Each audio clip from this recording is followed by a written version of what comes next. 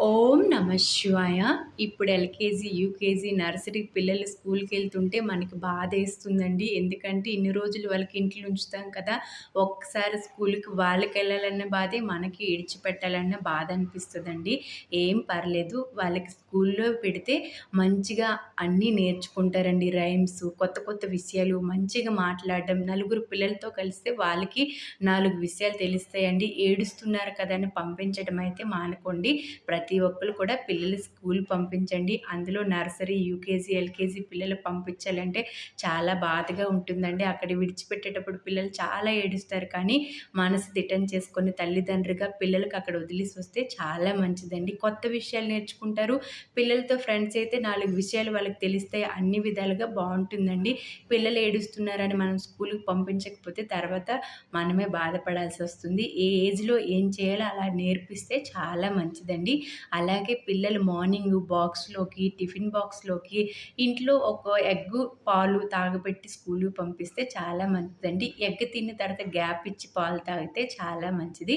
అలాగే టిఫిన్ బాక్స్‌లోన కిచిడి గానీ, lemon rice కానీ లేకపోతే ఖర్జూరము, అలాగే పల్లీలేపినవి, నువ్వుల లడ్డూలు ఇవన్నీ హెల్తీ ఫుడ్ అండి. పిల్లలకి అవి పెడితే చాలా మంచిది. అలాగే ఎక్కువగా బిస్కెట్‌లు కూడా పెట్టకూడదండి. మైదా ఉంటుంది కదా! చిన్న పిల్లలు కదా! చాకోస్ ఇవన్నీ తక్కువ పెట్టండి. ఒక్కోసారి ఏడిస్తే పెట్టండి గానీ, మినిమమ్ ప్రతిరోజు ఒక నువ్వుల లడ్డు గానీ, లేకపోతే పల్లీల లడ్డు గానీ, లేకపోతే పల్లీలేపేసి డబ్బాలో పెట్టండి. చాలా మంచిదండి.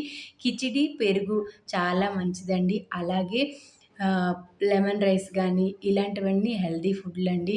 ఆ వాతావరణం బావుంటే పెరుగన్నం పెట్టినా చాలా మంచిదండి. ఎక్కువ ఫ్రైడ్ రైస్ అయితే పెట్టకండి.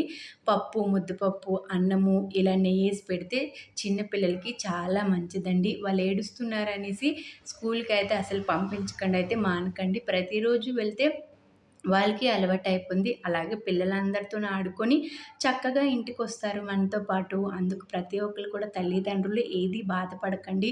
పిల్లలు ఎల్‌కేజీ ఎళ్తున్నారు, స్కూల్‌కెళ్తున్నారు, అక్కడ ఏం చేస్తారో ఏంటో ఎన్నో ఆలోచనలొస్తాయి. కానీ మనం వెళ్ళిపోయిన తర్వాత వాళ్ళు చక్కగా ఆనందంగా అందరితో కలిసి ఆడుకుంటారండి.